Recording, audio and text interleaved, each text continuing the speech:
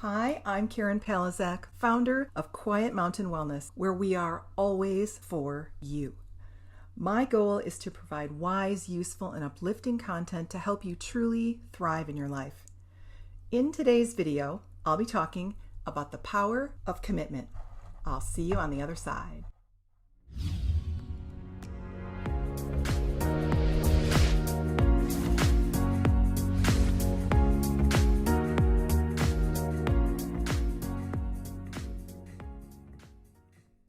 So let's talk about the power of commitment. I'd like to begin by acknowledging we each have our own unique way of receiving and perceiving things in our lives. We may prejudge things as good or bad and do that from a space of incomplete information. When we are not living in full integrity with our highest self, we might decide to buy something, feeling it will solve a problem for us. That desire and intention usually comes from a good place. However, if our purchase does not meet with our expectations of promises fulfilled right away, we may end up not being that committed to using it as directed. Then we come to the conclusion that it doesn't work and it's somehow below the standard and does not hold up its guarantee. But perhaps it might also have something to do with our own integrity and commitment toward it. And this can happen in so many different ways. When we are out of integrity with our hearts and what is true and right for us, we make choices that may come from good intentions, yet we can still come away feeling like there was something wrong with what we chose. Whether it's a strategy, an education, a product, service, or even relationship, we often walk away or move on because we have the feeling maybe something wasn't right, like maybe they weren't right. And the reality is, especially when it comes to people, we may feel like if that other person isn't committed to us, then why would we want to fully commit to them? And I'll preface that by saying that I am not suggesting anyone hold toxicity close in their lives. But there is a deeper wisdom, a deeper knowing that comes from divinity about the power of commitment. Traditional marriage vows ask for a commitment in sickness and in health, for richer or poor, essentially asking us to accept that committing will mean we certainly will go through some things. As we are committing, we must consider the road taking us to what we believe we want or need. And that road may not be simple, straight and narrow, perfectly smooth, with the wind always at our backs. It can be challenging to stay committed. Here's another example. Many people buy online programs. They may complete the first lesson or two, and then they stop. Maybe they heard something in a lesson, or maybe there was a challenging exercise to do that pushed their boundaries of comfort or knowledge, or maybe they just didn't give it a fair shot. So what happens? They often quit, and then they want a refund because they think it didn't work. But what would really have happened if they had committed themselves to it, followed through, completed it, even though it pushed their boundaries of comfort? What if they accepted that it might push their boundaries a bit and overcome that hurdle? And doing so could be such an incredible gift if they could see it through. Of course, people want refunds for what doesn't work, and this is logical. And of course, there are unsavory business people who create such things just to make money and seem perfectly fine with making false claims. That being said, what if you picked one thing and committed with integrity through the ups and downs, committed to it just the same? More than likely, you would find a sense of progress and satisfaction that you were looking for.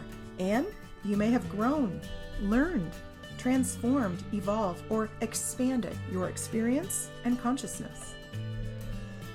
But not finishing, you miss that opportunity to cultivate a greater sense of self-confidence by moving through the challenges instead of stopping short. We often blame the challenge for our need to stop. However, it is actually our decision about the challenge that makes us stop, not the challenge itself, which is actually neutral. It is the perspective we hold about the challenge relative to our own selves. So if you look at your life and the choices you make, the things you buy, the things you've returned, or where you've not yet experienced the results of the claim that was offered as a part of what you bought, ask yourself this question: If I had stayed committed instead of avoiding the challenge, or instead of having stopped working with it altogether, where would I be right now?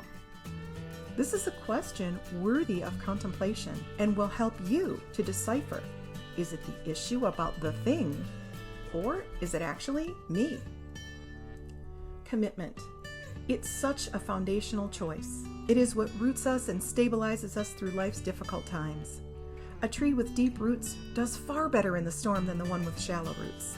It's that deep rooting into our lives, that decision to stay the course, that comes with the knowing and acceptance that we indeed will likely go through challenges when we commit. There are many things we can learn about ourselves as we commit, but often, before that path can even begin, we must consider, what is my level of belief or self-doubt about my ability to complete this task successfully? Do I feel I deserve what I want? Am I worthy of it? Will it bring me what I truly hope for? We can buy things with the wish that we will complete it or learn something. Yet if it remains a wish, the energy of commitment will be weak.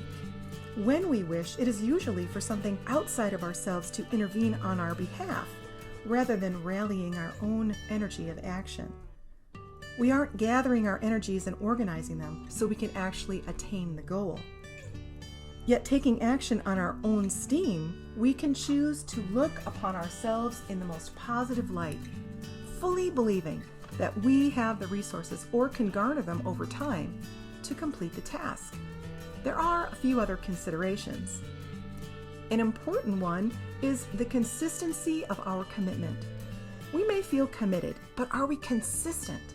Can we cultivate and activate that sense of commitment every time we need it? Every day? Do we know how to do that? And are we willing to do it?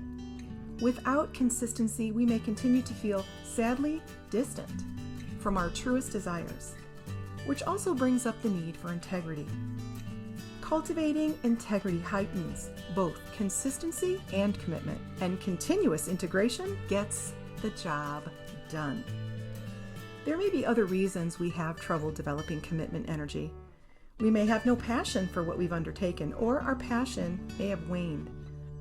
A knee-jerk reaction here could prevent us from achieving our goals, because without developing passion, that spark with the power to carry us over the rough spots may be in short supply.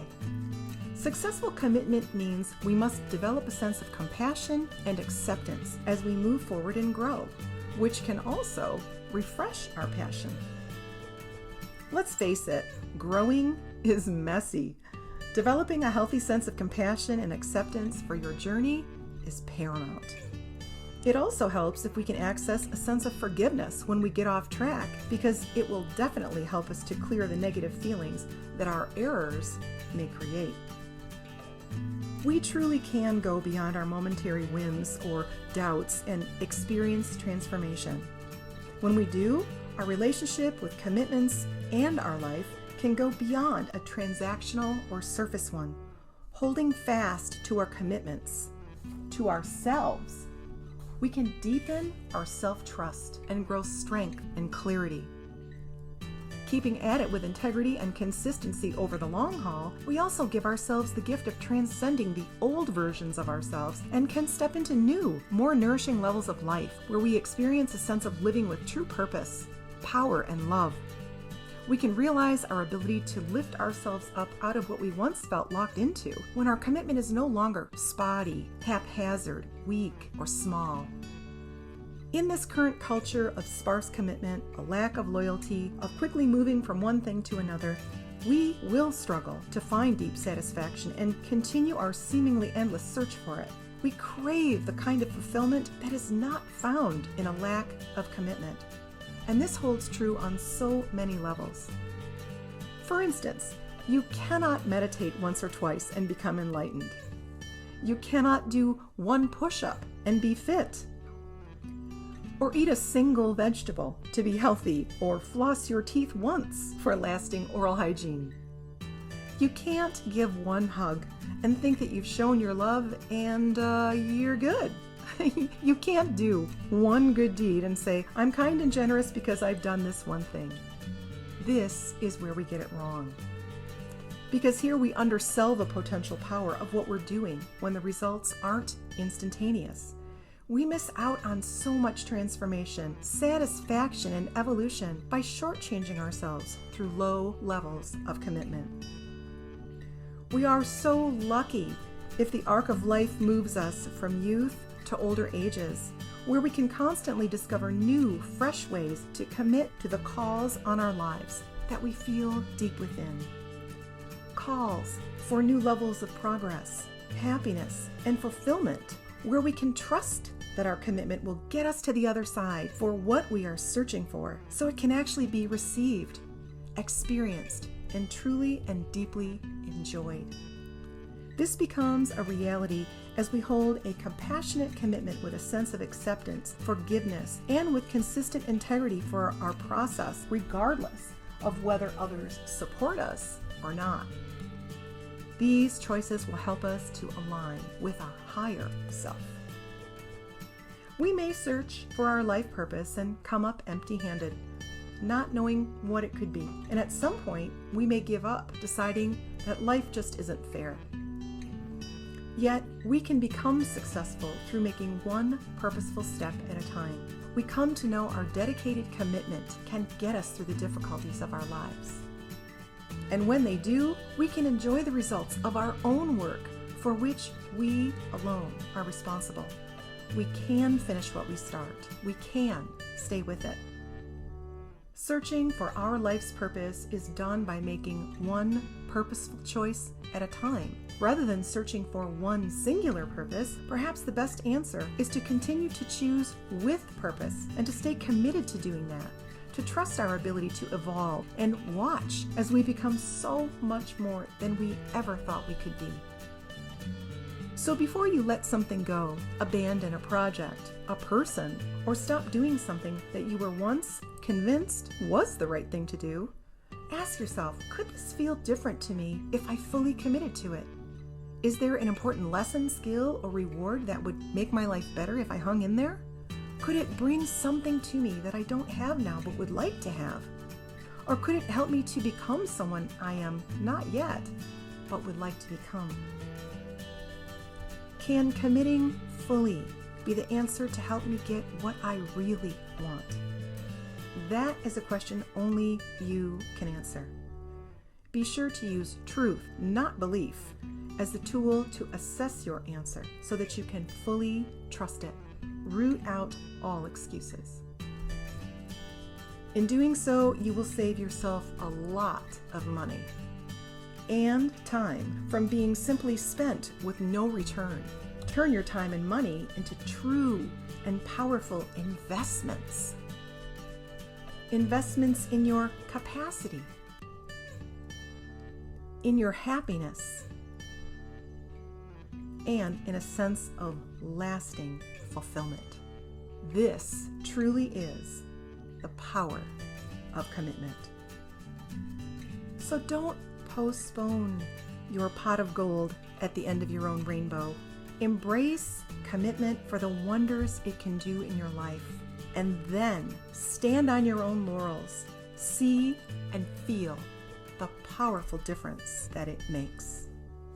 If you enjoyed today's presentation, I invite you to like, share, comment, and subscribe. And please remember this, that at Quiet Mountain Wellness, we are always for you. Thanks for watching.